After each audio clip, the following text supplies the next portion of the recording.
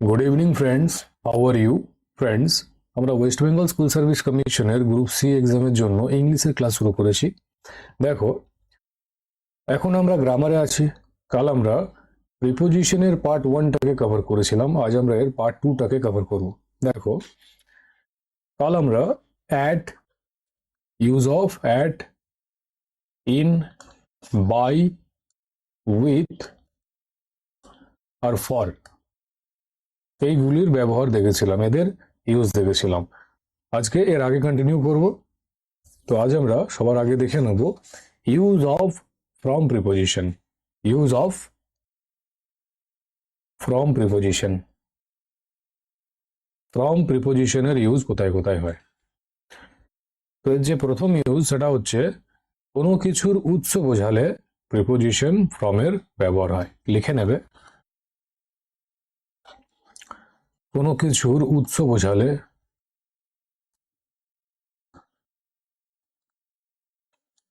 Preposition from এর ব্যবহার হয়। মাথায় থাকবে, কোনো কিছুর উৎস বোঝালে প্রিপোজিশন ফ্রম এর ব্যবহার হয়। এক্সাম্পল দেখো, river flows dash mountain. River flows dash mountain. নদী মাউন্টেন থেকে কি হয়? প্রবাহিত হয়। তো মাউন্টেনটা কি? নদীর উৎস। তো কোনো কিছু উৎস বোঝালে আমরা ফ্রম প্রিপোজিশনের ব্যবহার করে থাকি। তো এখানে ফ্রম বসে যাবে, ঠিক আছে? River flows from mountain. আরেকটা এক্সাম্পল দেখো, the line is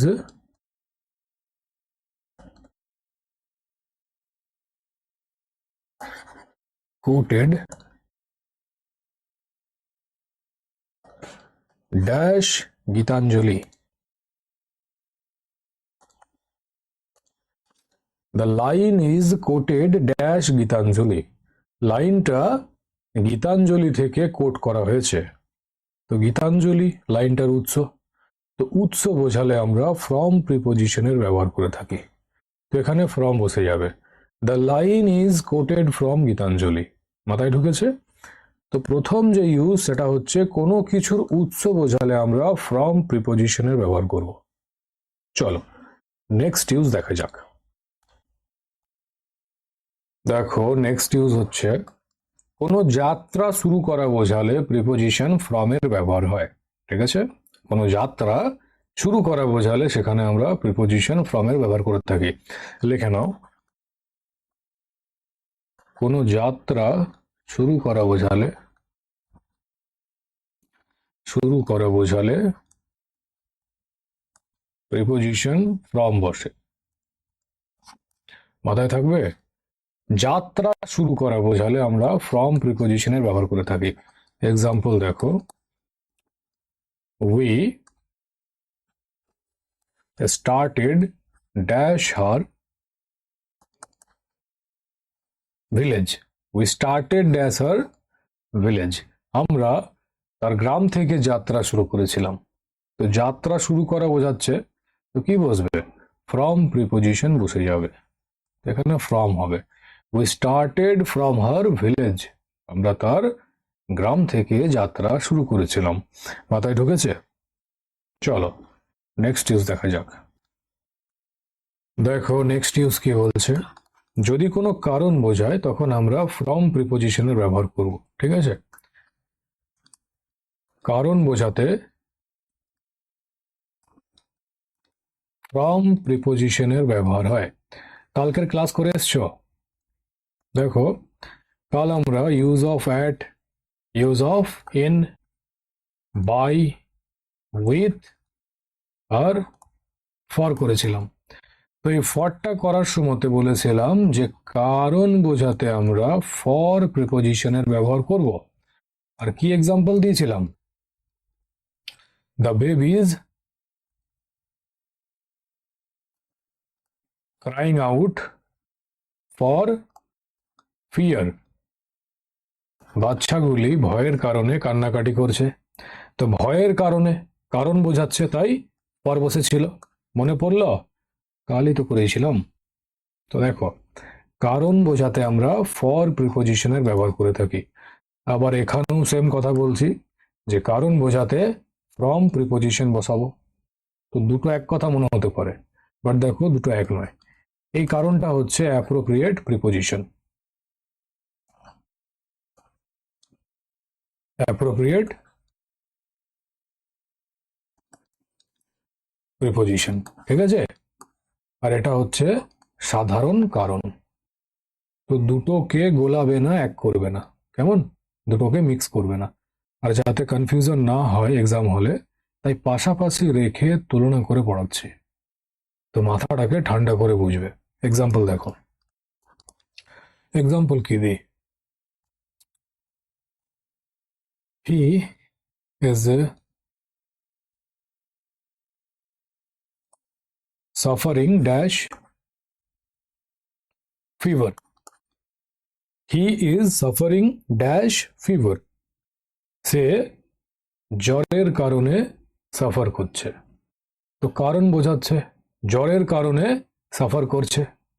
তো কারণ বোঝাতে আমরা ফ্রম প্রিপোজিশনের ব্যবহার করব। আর এই কারণটা কি হবে? Appropriate preposition. সাফারিং ফ্রম, এটা কি অ্যাপ্রোপ্রিয়েট প্রিপোজিশন। দেখো, সাফারের সাথে সবসময়তে ফ্রম প্রিপোজিশন বসে। আরও আছে, যেমন স্টপ, স্টপের সাথেও ফ্রম বসে। তারপর রেজাল্ট, রেজাল্ট ফ্রম হয়, স্টপ ফ্রম হয়, অ্যাপার্ট ফ্রম হয়, apart from, different from, different from, তারপর সেভ ফ্রম, ঠিক আছে? তো এদের সাথে ফ্রম প্রিপোজিশনই বসে। তো এরা কি? এরা সবাই হচ্ছে অ্যাপ্রোপ্রিয়েট প্রিপোজিশন। কালকে এরই ক্লাস হবে, ঠিক আছে? 200টা মতো অ্যাপ্রোপ্রিয়েট প্রিপোজিশন তোমাদের করাবো, ঠিক? তো সাফারিং, সাফারের সাথে ফ্রম বসে, তাই এখানে ফ্রম বসবে, সাফারিং ফ্রম হবে। তো এই কারণটা হচ্ছে অ্যাপ্রোপ্রিয়েট প্রিপোজিশন। আর এটা সাধারণ কারণ। তো দুটোকে একদম মিক্স করবে না। মাথায় ঢুকেছে? চলো নেক্সট কোয়েশ্চেন দেখা যাক। দেখো নেক্সট ইউজ কি বলছে, যদি দূরত্ব বোঝায়, দূরত্ব বোঝাতে আমরা প্রিপোজিশন ফ্রমের ব্যবহার করে থাকি। লিখে নাও, দূরত্ব বোঝাতে প্রিপোজিশন ফ্রমের ব্যবহার করা হয়। এক্সাম্পল দেখো, our school is 2 kilometre dash our house. আমাদের বাড়ি থেকে আমাদের স্কুলের দূরত্ব 2 কিলোমিটার। তো দূরত্ব বোঝাচ্ছে, তো দূরত্ব বোঝাতে আমরা ফ্রমের ব্যবহার করি। তো এখানে ফ্রম বসে যাবে। Our school is 2 kilometre from our house. আমাদের স্কুলটি আমাদের বাড়ি থেকে 2 কিলোমিটার দূরে। মাথায় ঢুকেছে? দেখো, ফ্রম থেকে 4টে নিয়ম ছিল। তো ফ্রম তোমাদের কমপ্লিট হলো। এবার চলো দেখে নেওয়া যাক ইউজ অফ অফ। অফ প্রিপোজিশনের ব্যবহার কোথায় কোথায় হয়, চলো দেখা যাক। দেখো, ইউজ অফ অফ, অফ প্রিপোজিশনের ব্যবহার। তো অফটা কি? বাংলায় যেটাকে আমরা র বিভক্তি বলি, সেটা ইংরেজিতে অফের কাজ করে। র বিভক্তি, যেমন রামের বই, রামের বই। তো দেখো এখানে র বিভক্তি আছে। তো এটা ইংরেজিতে হয়ে যাবে দ্য বুক অফ রাম, রামের বই, অফ। তো বাংলায় যেটা র বিভক্তি, সেটা ইংরেজিতে অফের কাজ করে। বুঝতে পেরেছ? এবার দেখো এর ইউজ। এর যে প্রথম ইউজ, সেটা হচ্ছে কোনো কিছু দিয়ে তৈরি বা কোনো কিছু দিয়ে পূর্ণ বোঝাতে অফ প্রিপোজিশনের ব্যবহার হয়। লিখে নাও,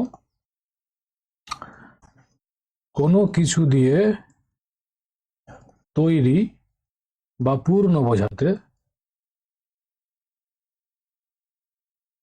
কি বসে? অফ প্রিপোজিশন বসে। মাথায় থাকবে? এক্সাম্পল দেখো, it is a matter dash joke. It is a matter dash joke. এটা রসিকতায় পূর্ণ। এই ম্যাটারটা, এই বিষয়টা রসিকতায় পূর্ণ বা হাস্যকর এই বিষয়টা। তো রসিকতায় পূর্ণ, জোকে পূর্ণ। তো পূর্ণ বোঝাতে কি বসে? অফ প্রিপোজিশন বসে। এটা হয়ে যাবে it is a matter of joke. বুঝতে পেরেছ? আরো একটা এক্সাম্পল দেখো,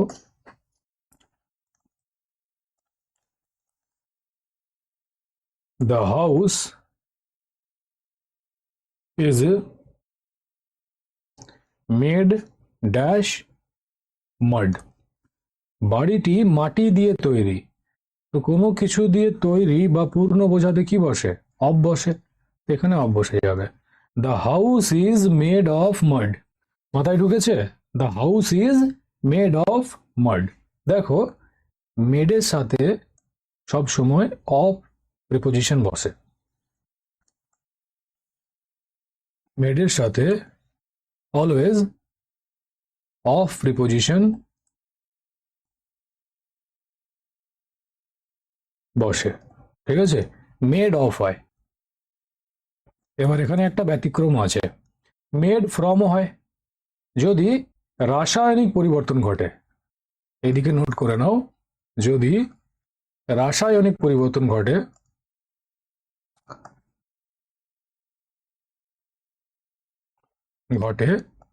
তখন মেড ফ্রম হয়। মেড ফ্রম হয়। এক্সাম্পল দেখো,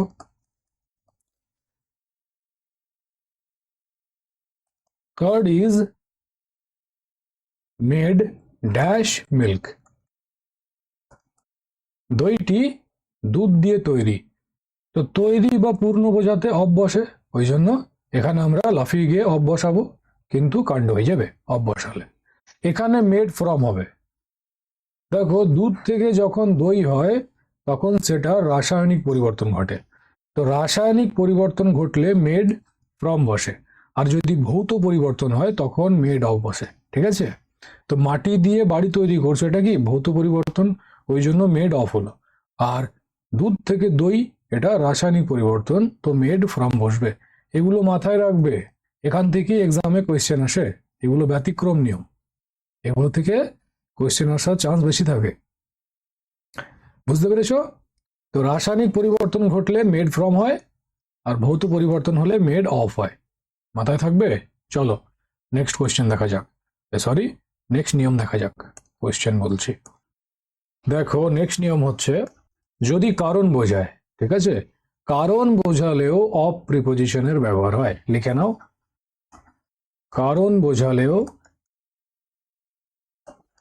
অফ প্রিপোজিশনের ব্যবহার হয়। এক্সাম্পল দেখো, হি ডায়েট ড্যাশ কলেরা। সে কলেরার কারণে মারা গেছিল। তো কারণ বোঝাচ্ছে, তো অফ বসে যাবে। বুঝতে পেরেছো? দেখো, ডায়েটের সাথে সব সময় অফ প্রিপোজিশন বসে। ডায়েট অফ হয়, এটা কি অ্যাপ্রোপ্রিয়েট প্রিপোজিশন। কাল করাবো 200টা মতো অ্যাপ্রোপ্রিয়েট প্রিপোজিশন করাবো, খুবই ইম্পর্টেন্ট এটা। এখান থেকে এক্সামে অনেক কোয়েশ্চেন আসে, তো এটাকে স্কিপ করে কোনো লাভ নেই। কাল করাবো, তারপরে আমরা এক ধাপ থেকে এমসিকিউ প্র্যাকটিস করব। আজ তোমাদের সব নিয়ম কমপ্লিট হয়ে যাচ্ছে, চাপ নেই। চলো নেক্সট নিয়ম দেখা যাক। দেখো নেক্সট নিয়ম কি বলছে, কোনো কিছু থেকে মুক্ত হওয়া বা কিছু কেড়ে নেওয়া বোঝালেও অফ প্রিপোজিশনের ব্যবহার হয়। ঠিক আছে? লিখে নাও, কোনো কিছু থেকে মুক্ত হওয়া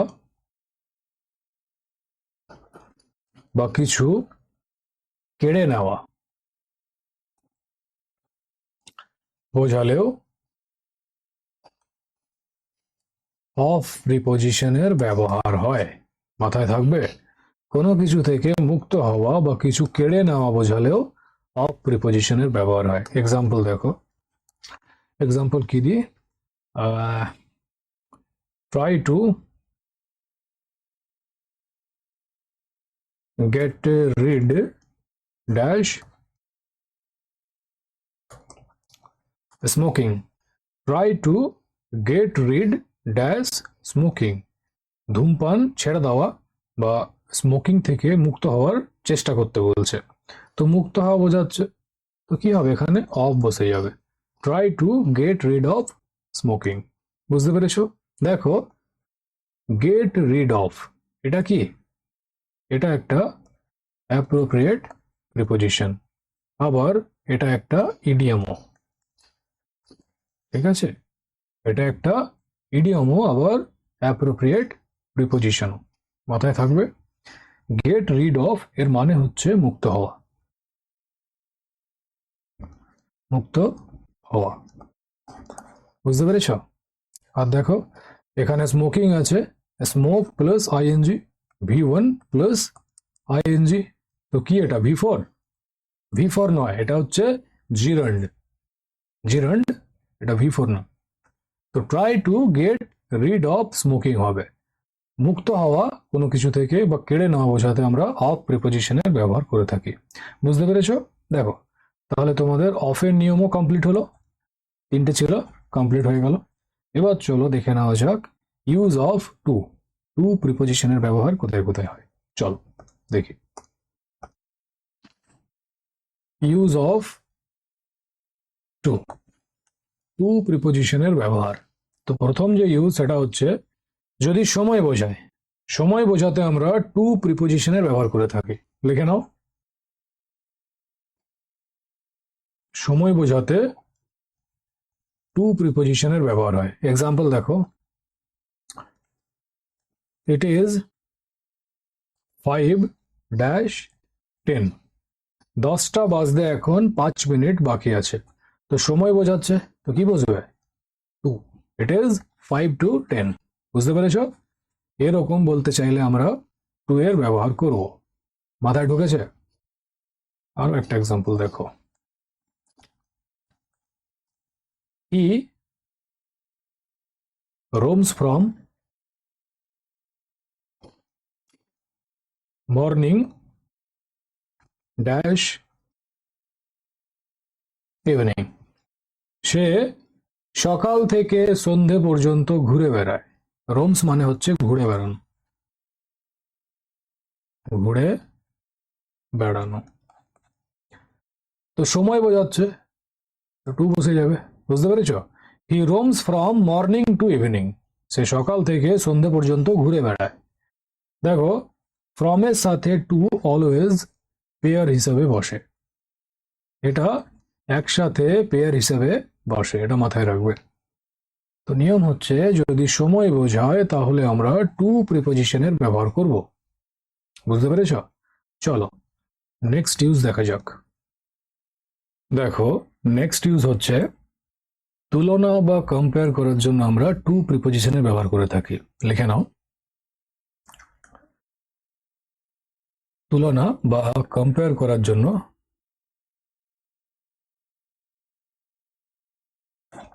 টু প্রিপোজিশনের ব্যবহার হয়। দেখো, সাধারণত কম্পেয়ার করার জন্য আমরা কম্পারেটিভ ডিগ্রি করে থাকি, তাই তো? সাধারণত কম্পেয়ার করার জন্য কম্পারেটিভ ডিগ্রি করে থাকি, কিন্তু যদি junior, senior, inferior, superior, prior আর প্রেফার এইগুলির দ্বারা তুলনা হয়, তখন আমরা এদের সাথে সবসময় টু এর ব্যবহার করে থাকি। মাথায় থাকবে? এক্সাম্পল দেখো,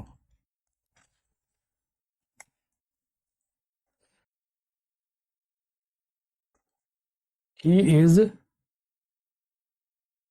junior dash me, he is junior dash me, সে আমার থেকে জুনিয়র। সে আমার তুলনায় কি জুনিয়র, তো তুলনা হচ্ছে, তো কি লিখবে, টু লিখবে। হি ইজ জুনিয়র টু মি, মাথায় ঢুকেছে? আরো একটা এক্সাম্পল দেখো, I prefer T dash coffee. I prefer T dash coffee, আমি কফির থেকে চাটাকে বেশি প্রেফার করি। তো কফির তুলনায় চাটাকে প্রেফার করা হচ্ছে, তুলনা হচ্ছে, তো কি লিখবে, টু লিখবে। I prefer T to coffee, ঠিক আছে, I prefer T to coffee, আমি কফির থেকে চাটাকে প্রেফার করি, তো তুলনা হচ্ছে। তো তুলনা হলে আমরা টু এর ব্যবহার করব। আর কি, যদি junior, senior, inferior, superior, prior, prefer এদের দ্বারা তুলনা হয় তাহলে সবসময়তে টু বসবে। আর সাধারণত তুলনা করার জন্য আমরা কি করি, কম্পারেটিভ ডিগ্রি করি। তো এটা কি হয়, এটা আমরা অ্যাডজেক্টিভে দেখব। মাথায় ঢুকেছে? চলো নেক্সট নিয়ম দেখা যাক। দেখো নেক্সট ইউজ হচ্ছে যদি দিক বোঝায়, ঠিক আছে, দিক বোঝাতে আমরা টু প্রিপোজিশনের ব্যবহার করে থাকি। লিখে নাও, দিক বোঝাতে টু প্রিপোজিশনের ব্যবহার হয়। এক্সাম্পল দেখো, we ran dash the field, আমরা মাঠের দিকে দৌড়াচ্ছি। তো মাঠের দিকে, দিক বোঝাচ্ছে, তো কি হবে, টু বসে যাবে। We ran to the field, এটা সাধারণ নিয়ম।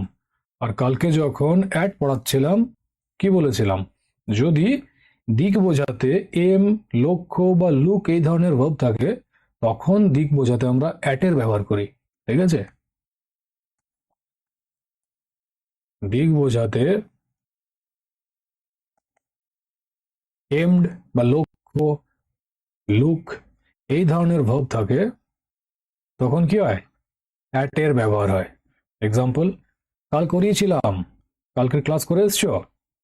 হ্যাঁ, কি ছিল, the hunter aimed dash the bird, the hunter aimed dash the bird, শিকারিটি পাখিটার দিকে লক্ষ্য করে কি করছে, শিকার করছে। তীরটা ছুড়বে এম করে, তীর বা গুলি যাই বলো, তো এম করছে, লক্ষ্য করছে। তো যখন এম বা লুক এই ধরনের ভাব থাকে তখন দিক বোঝাতে অ্যাটের ব্যবহার হয়। আর নর্মালি দিক বোঝাতে আমরা টু প্রিপোজিশনের ব্যবহার করে থাকি।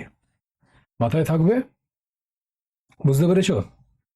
তাহলে তোমাদের টু এর ব্যবহারটাও কমপ্লিট হলো, ইউজ অফ টু প্রিপোজিশনও কমপ্লিট হলো। তাহলে চলো এবার দেখা যাক ইউজ অফ অন, অনের ব্যবহার কোথায় কোথায় হয়। চলো,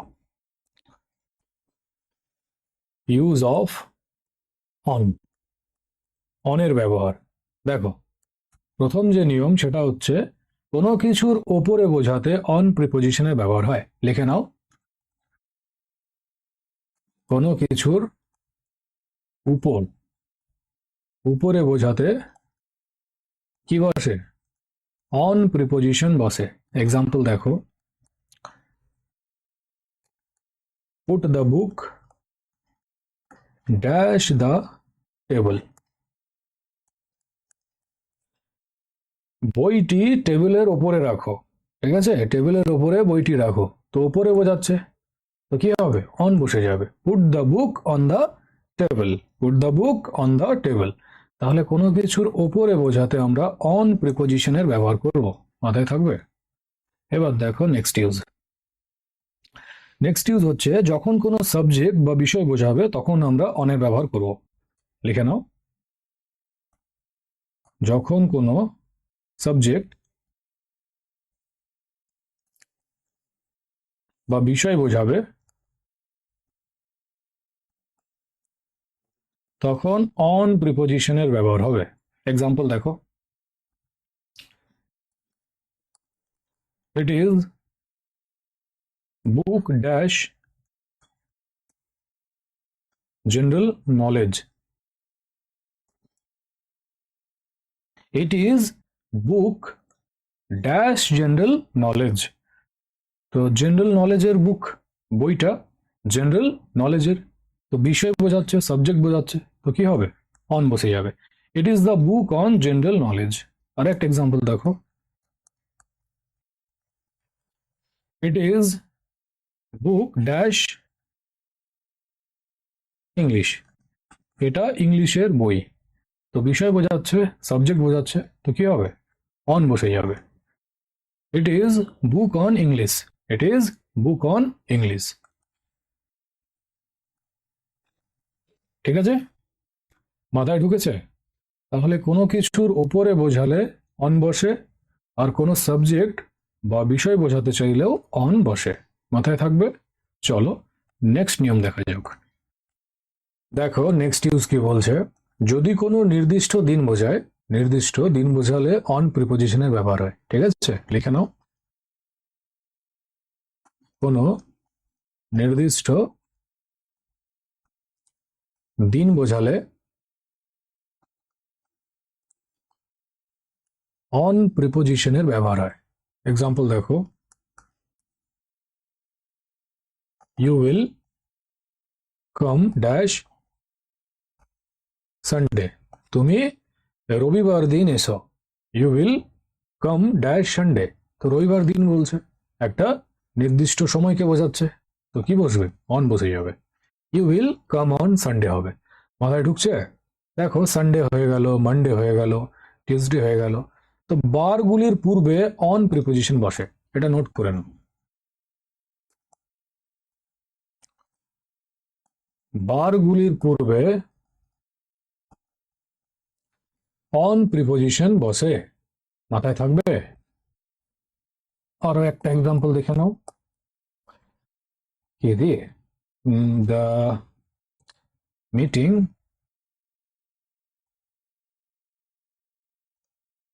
will be held dash 2nd March. The meeting will be held dash 2nd March. মিটিংটা 2nd মার্চে হবে, তো আবার নির্দিষ্ট দিন বোঝাচ্ছে, তো নির্দিষ্ট দিন বোঝালে অন প্রিপোজিশন বসবে, তো সঠিক উত্তর হবে the meeting will be held on 2nd March. বুঝতে পেরেছ? তাহলে কোনো নির্দিষ্ট দিন বোঝালে আমরা অন প্রিপোজিশনের ব্যবহার করব। দেখো তোমাদের অন প্রিপোজিশনের যে ইউজ সেটাও কমপ্লিট হলো। এবার আমরা দেখে নেব অন, ওভার আর অ্যাবভ, এদের মধ্যে ডিফারেন্স কি, পার্থক্যটা কি। তিনটের মানেই হচ্ছে উপরে, তো এদের মধ্যে কি ডিফারেন্স, কোথায় কোনটা বসবে সেটা এবার দেখে নেওয়া যাক। চলো দেখো, difference of on, over and above, এদের যে ডিফারেন্স, অন্তরটা কি। দেখো অন, ওভার আর অ্যাবভ, এদের তিনটেরই মানে হলো ওপরে।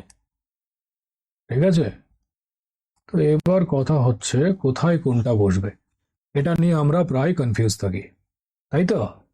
তো আজকের পর থেকে আর কনফিউজ হবে না, এরপরে চাইলেও আর ভুলতে পারবে না, মাথাটা ঠান্ডা করে বুঝবে। দেখো এক্সাম্পল দিয়ে বোঝাচ্ছি, কি এক্সাম্পল দিয়ে,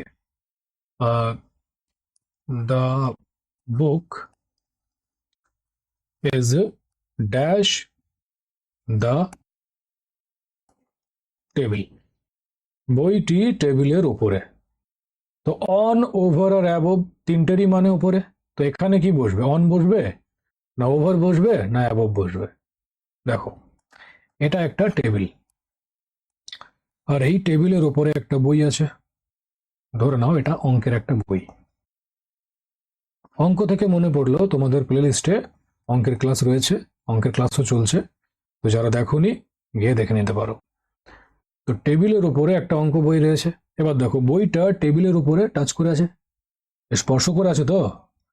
এবার টেবিলের উপরে তুমি বইটা রাখবে এইভাবে, বইটা হাওয়াতে তো ভাসবে না কোনো জাদু মন্ত্রের দ্বারা, টাচ করেই থাকবে। তো এখানে টাচ করে আছে, স্পর্শ করে আছে।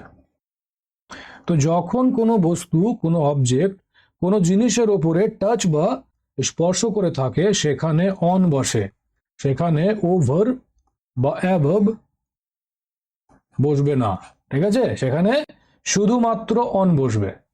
তো বইটা টেবিলের উপরে আছে, টাচ করে আছে, স্পর্শ করে আছে, কানেক্টেড হয়ে আছে, তো কি হবে এখানে? অন বসে যাবে। The book is on the table হবে। মাথায় ঢুকেছে? চলো এবার দেখো second example. The sky is dash our head. The sky is dash our head. আকাশটি আমাদের মাথার উপরে। তো উপরে, আবার উপরে চলে এলো, তো এখানে কি হবে? অন হবে, ওভার হবে, না অ্যাবভ হবে? এই তিনটেরই মানে উপরে। তো এখানে কি বসবে? দেখো, এটা একটা ব্যক্তি দাঁড়িয়ে আছে, ফুর্তিতে আছে, হাসছে। আর এটা হচ্ছে আকাশ। তো আকাশটা আমাদের মাথার উপরে আছে এইভাবে। লম্বভাবে বা ভার্টিক্যালি কোনো হাইট বা ডিস্টেন্সকে বোঝালে কি বসে? ওভার বসে, অন বা অ্যাবভ বসে না। মাথায় থাকবে? তো এখানে কি হবে? এখানে ওভার বসে যাবে। The sky is over our head. আকাশটি আমাদের মাথার উপরে।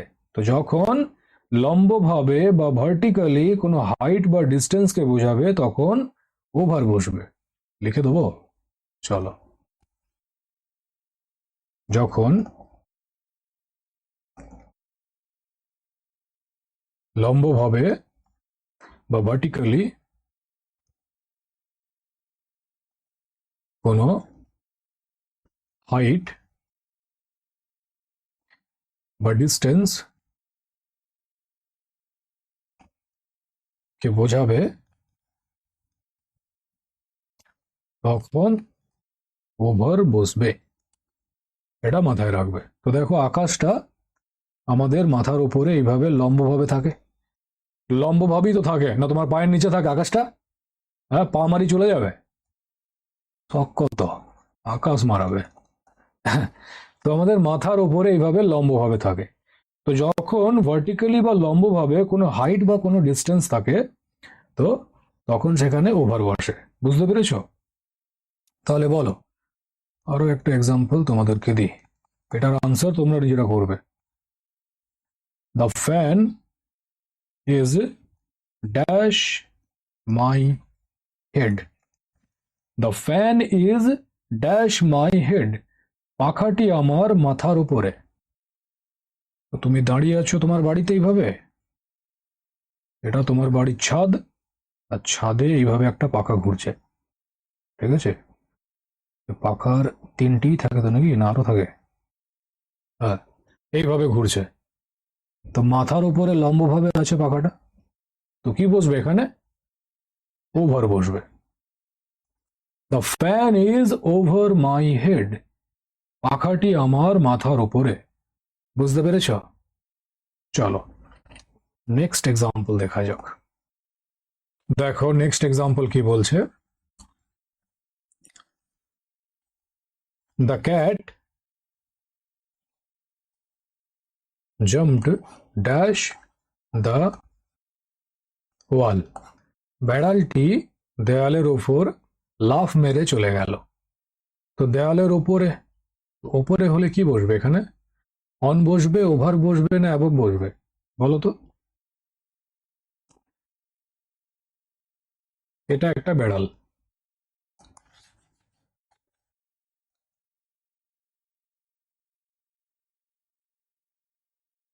ঠিক আছে? এটা একটা বেড়াল, আর এটা একটা দেওয়াল। তো কি করে জাম্প করবে? এইভাবে? দিয়ে গুঁতো খাবে, মাথা ফাটাবে? তো এইভাবে জাম্প করবে না, এমনি করে জাম্প করবে, তাই তো? তবেই তো লাফ দেবে। তো এটা কি হচ্ছে? ভার্টিক্যালি লম্বভাবে লাফ দিচ্ছে। তো ভার্টিক্যালি বা লম্বভাবে হলে কি হয়, এখনই তো বোঝালাম, ওভার হয়। তো এখানে ওভার বসবে, the cat jumped over the wall হবে। বুঝতে পেরেছো? চলো নেক্সট এক্সাম্পল দেখা যাক। দেখো, the blanket is dash the back of the couch. ব্ল্যাঙ্কেটটি কাউচের ওপরে আছে। কাউচ মানে কি, খাট। তো ব্ল্যাঙ্কেটটি খাটের উপরে আছে। তো উপরে আছে, উপরে অন, ওভার না অ্যাবভ হবে? দেখো, এটা একটা খাট, আর এর ওপরে এইভাবে একটা ব্ল্যাঙ্কেট রাখা আছে। তো দেখে মনে হবে টাচ করে আছে, স্পর্শ করে আছে, তো অন বসবে। দেখো, যদি অন বসাও ভুল হয়ে যাবে, এখানে অন বসবে না। কেন বসবে না? টাচ তো করে আছে, স্পর্শ তো করে আছে, কিন্তু একটা বিস্তৃত অংশ জুড়ে কভার করে আছে। একটা বিস্তৃতভাবে এটা দেখো কভার করে আছে, এক জায়গায় নেই। এখানে টেবিলের ওপরে বই ছিল, বইটা একটা জায়গায় ছিল, পুরো টেবিলটাকে কভার করেছিল না, বিস্তৃতভাবে ছিল না, তাই স্পর্শ করেছিল বলে অন বসছিল। বাট এখানে স্পর্শ করে তো আছে, বাট বিস্তৃত বা কভার করে আছে। তো যখন কোনো কিছু বিস্তৃত বা কভার করে থাকে তখন প্রিপোজিশন ওভার বসে। তো এখানে অন হবে না, ওভার বসবে। The blanket is over the back of the couch. বুঝতে পেরেছ? লিখে নাও। যখন কোনো কিছু বিস্তৃতভাবে কভার করে থাকে তখন প্রিপোজিশন ওভার বসে। মাথায় ঢুকেছে? তাহলে অন আর ওভার কমপ্লিট হলো। এবার দেখা যাক অ্যাবভ। অ্যাবভ কোথায় বসে, চলো দেখি। দেখো, এক্সাম্পল দিয়ে বোঝো। The temple is hill. The temple is dash the hill. মন্দিরটি পাহাড়ের উপরে। তো উপরে বোঝাচ্ছে, আর উপরের অর্থ অনও হয়, ওভারও হয়, অ্যাবভও হয়। তো তিনটের মধ্যে এখানে কি বসবে? দেখো, এটা একটা পাহাড়, ঠিক আছে, একটা পাহাড়, আর এই পাহাড়ের উপরে একটা মন্দির আছে। ছুঁচালো হয়ে গেল, ছুঁচালো জায়গায় মন্দির কি করে হবে? সমান করি, সমান হয়ে গেল। এই পাহাড়ের উপরে একটা মন্দির আছে, এটা একটা মন্দির, ঠিক আছে। হ্যাঁ, তো দেখো, এটা মন্দির, এটা পাহাড়। তো যখন কোনো কিছু অনেক উপরে থাকে, তো পাহাড়ের নিচ থেকে মন্দিরটা অনেক উঁচুতে আছে। হ্যাঁ, তো যখন কোনো কিছু অনেক উপরে বা ফার হায়ারে থাকে তখন সেটাকে বোঝানোর জন্য অ্যাবভ বসে। ঠিক আছে, লিখে নাও। যখন কোনো কিছু অনেক উপরে বা ফার হায়ারে থাকে তখন প্রিপোজিশন অ্যাবভ বসে। মাথায় ঢুকেছে? তো এখানে অ্যাবভ বসে যাবে। The temple is above the hill. বুঝতে পেরেছ? তো যখন কোনো কিছু অনেক ওপরে বা ফার হায়ারে থাকে তখন সেখানে অ্যাবভ বসে। ওকে, চলো আরো একটা এক্সাম্পল দেখা যাক। দেখো, a manager is a dash and assistant manager. A manager is dash an assistant manager. বলো কি হবে এখানে? একজন ম্যানেজার অ্যাসিস্ট্যান্ট ম্যানেজারের উপরে থাকে, তো এখানে অ্যাবভ বসে যাবে। A manager is above an assistant manager. মাথায় থাকবে? তাহলে কি বললাম একবার ছোট করে রিকল করে দিই। অন কখন বসবে? যখন স্পর্শ করে থাকবে। ওভার কখন বসবে? যখন লম্বভাবে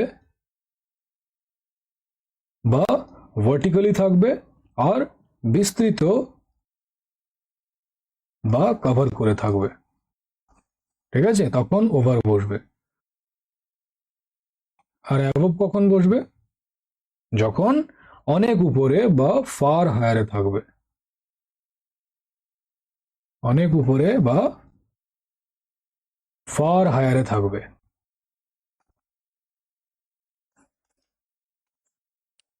বুঝতে পেরেছ? তাহলে আশা করছি আজকের পর থেকে আর কোনো রকম কনফিউশন হবে না। চলো এবার আমরা দেখব difference between under and below. ঠিক আছে, আন্ডার আর বিলোর মধ্যে কি তফাৎ সেটাকে দেখা যাক। দেখো difference between under and below. Under আর বিলোর মধ্যে তফাৎ কি, এদের ডিফারেন্সটা কি? দেখো আন্ডার আর বিলো এই দুটোরই অর্থ হলো নিচে, এদের দুটোরই মানে হচ্ছে নিচে। এবার কোয়েশ্চেন হলো কোথায় কোনটা বসবে, আমরা এখানেই কনফিউজ হই। তো আজকের পর থেকে আর কনফিউশন হবে না, মাথা ঠান্ডা করে বুঝবে, ঠিক আছে? এক্সাম্পল দিয়ে বোঝাচ্ছে। দেখো the cafe is dash new management.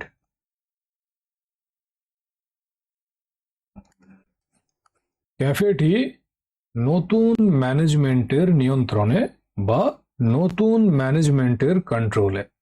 তো যখন কোনো কিছু কারোর কন্ট্রোলে বা কারোর নিয়ন্ত্রণে থাকে তখন সেখানে আন্ডার বসে, ঠিক আছে? তো এখানে আন্ডার বসে যাবে। The cafe is under new management হবে। বুঝতে পেরেছ কি বললাম?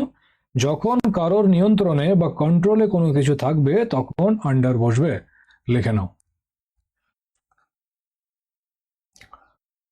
যখন কারোর নিয়ন্ত্রণে বা কন্ট্রোলে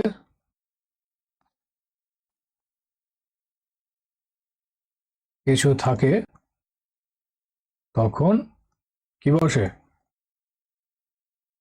আন্ডার বসে। মাথায় থাকবে? তাহলে চলো নেক্সট এক্সাম্পল দেখা যাক। দেখো the traveller was resting dash the tree. ট্রাভেলারটি গাছের নিচে রেস্ট করছিল। তো গাছের নিচে, নিচে বোঝাচ্ছে, তো কি হবে? আন্ডার হবে না বিলো হবে? দেখো আগে বোঝো, এটা একটা গাছ, ঠিক আছে, এটা গাছ, আর এই গাছের নিচে একজন ট্রাভেলার কি করছে? রেস্ট করছে। এই ট্যাঙ্ক ছড়িয়ে এই বেটা রেস্ট করছে। তো যখন ভার্টিক্যালি বা লম্বভাবে কোনো কিছুর নিচে বোঝাবে, এটা গাছ আর এটা ট্রাভেলার। তো গাছের নিচে আছে, কেমন ভাবে আছে? লম্বভাবে, দেখো ভার্টিক্যালি। তো যখন ভার্টিক্যালি বা লম্বভাবে কোনো কিছুর নিচে বোঝাবে তখন আন্ডার বসবে। তো এখানে আন্ডার বসে যাবে, ঠিক আছে? The traveller was resting under the tree. মাথায় ঢুকেছে? দেখো এটা লম্বভাবে আছে, লিখে নাও যখন লম্বভাবে বা ভার্টিক্যালি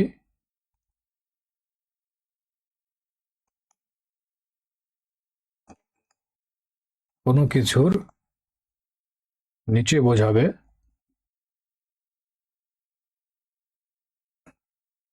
তখন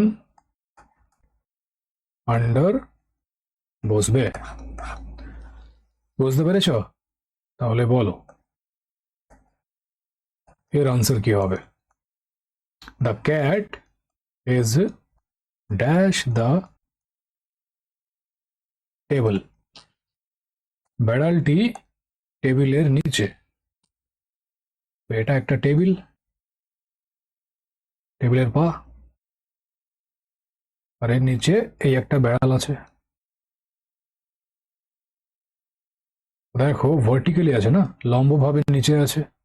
তো যখন লম্বভাবে বা ভার্টিক্যালি কোনো কিছু নিচে থাকবে তখন আন্ডার বসবে। তো এখানে আন্ডার বসে যাবে। The cat is under the table. Clear হয়েছে? মাথায় ঢুকলো? চলো নেক্সট এক্সাম্পল দেখা যাক। দেখো, the water level is dash the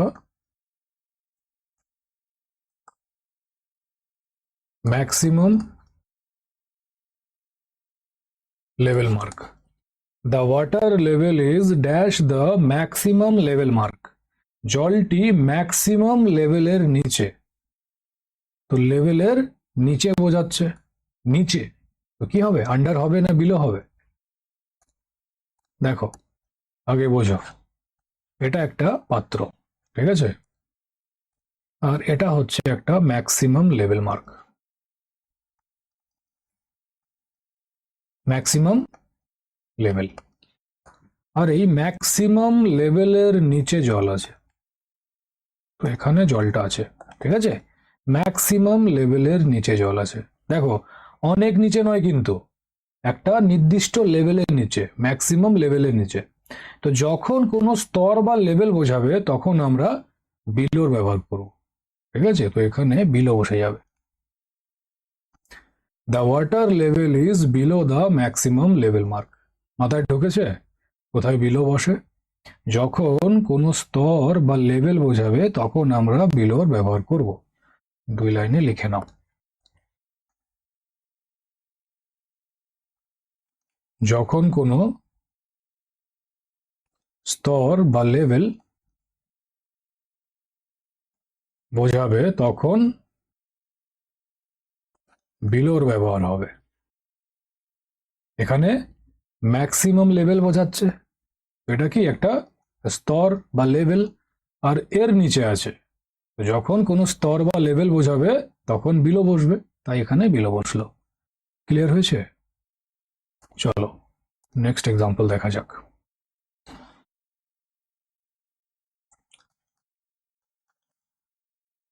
I am dash 30। বলো কি হবে? I am ড্যাশ 30, আমার বয়স 30-এর নিচে। তো 30টা কি একটা ম্যাক্সিমাম লেভেল, 30-এর নিচে আমার বয়স। তো যখন একটা স্তর বা লেভেল বোঝাবে তখন কি হবে, বিলো হবে। তো বিলো বসবে, I am below 30। ক্লিয়ার হলো?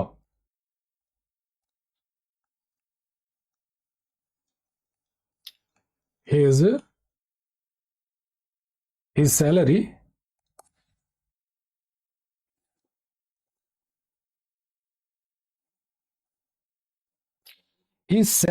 is dash 30,000।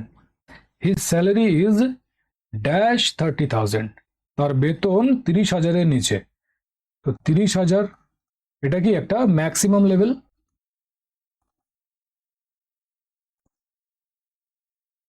তার মানে তার বেতনটা এই ম্যাক্সিমাম লেভেল 30,000-এর নিচে।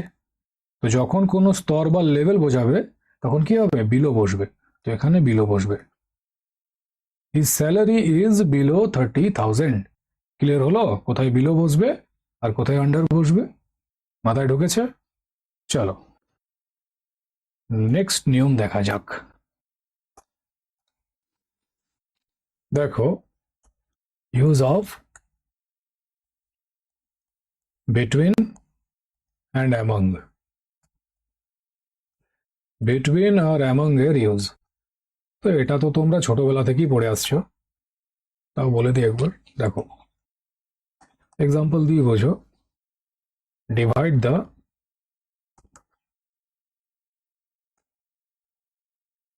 Mango dash the two sisters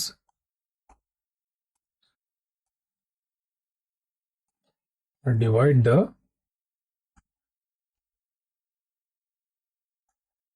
mango dash the girls. বলো কোথায় বিটুইন বসবে, কোথায় অ্যামং বসবে? দেখো, যখন দুইজনের মধ্যে বোঝাবে তখন বিটুইন বসবে, আর দুইয়ের বেশি হলে অ্যামং বসে। তো এখানে বলছে divide the mango dash the two sisters, দুইজন বোনের মধ্যে আমটাকে ভাগ করতে বলছে। তো দুইজন বোঝাচ্ছে, দুইজন বোঝালে বিটুইন বসবে, এখানে বিটুইন বসে যাবে। Divide the mango between the two sisters. আর এখানে বলছে divide the mango dash the girls, মানে মেয়েদের মধ্যে আমটাকে ভাগ করে দিতে বলছে। তো মেয়েদের মধ্যে এখানে অনেকগুলো মেয়ে আছে, তার মানে দুইয়ের থেকে বেশি, তো দুইয়ের বেশি হলে অ্যামং বসবে, এখানে অ্যামং বসে যাবে। Divide the mango among the girls, বুঝতে পেরেছ? দেখে নাও, দুইজনের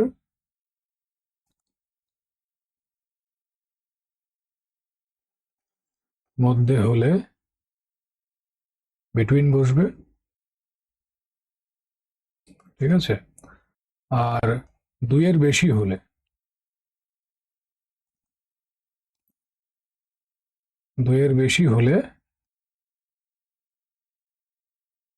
অ্যামং বসবে, মাথায় থাকবে।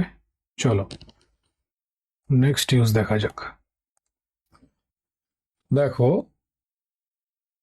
Use of beside and besides. Beside আর বিসাইডস এর ইউজ। দেখো, এই বিসাইড এর মানে হচ্ছে পাশে, আর বিসাইডস মানে হচ্ছে ছাড়া বা ব্যতীত। দেখো, এখানে একটা এক্সট্রা এস লেগে পুরো মানেটাকেই চেঞ্জ করে দিল। বিইএসআইডি, বিসাইড মানে পাশে, আর দেখো বিইএসআইডি, এত দূর তো একই আছে, বাট এখানে এক্সট্রা একটা এস লেগে পুরো মানেটাই চেঞ্জ হয়ে গেল। এর মানে হয়ে যাচ্ছে ছাড়া বা ব্যতীত। এক্সাম্পল দিয়ে বোঝো, ভালো বুঝবে। সিট ড্যাশ মি, আর she knows English dash Bengali. Sit dash me, আমার পাশে বসো, তো পাশে বোঝাচ্ছে, তো পাশে বোঝালে বিসাইড বসে, তো এখানে বিসাইড বসবে। সিট বিসাইড মি, বুঝতে পেরেছ? আর এখানে বলছে she knows English dash Bengali, সে বাংলা ছাড়াও ইংরেজি জানে। তো ছাড়াও, ব্যতীত, ছাড়া কি হবে? বিসাইডস, এখানে বসে যাবে SIDES, besides. She knows English besides Bengali, সে বাংলা ছাড়াও ইংরেজি জানে। আর এটা হচ্ছে সিট বিসাইড মি, আমার পাশে বসো। তো বিসাইড মানে পাশে, আর বিসাইডস মানে হচ্ছে ছাড়া বা ব্যতীত, মাথায় থাকবে। চলো নেক্সট ইউজ দেখা যাক। এবার দেখো, ইউজ অফ এগো অ্যান্ড বিফোর। এগো আর বিফোর এর ইউজ। দেখো, এই এগো আর বিফোর এদের মানে হচ্ছে আগে, দুটোরই মানে এক, আর দুটোরই অর্থ হলো আগে। এই এগোর ইউজ পাস্ট ইনডেফিনিট টেন্সে হয়, ঠিক আছে? আর বিফোরের ইউজ পারফেক্টে হয়, সেটা প্রেজেন্ট পারফেক্ট হতে পারে, পাস্ট পারফেক্ট হতে পারে, প্রেজেন্টও হতে পারে আবার পাস্ট পারফেক্টও হতে পারে। ঠিক আছে, তো বিফোরের ইউজ পারফেক্ট টেন্সে হয় আর এগোর ইউজ পাস্ট ইনডেফিনিট টেন্সে হয়। এক্সাম্পল দিয়ে বোঝো।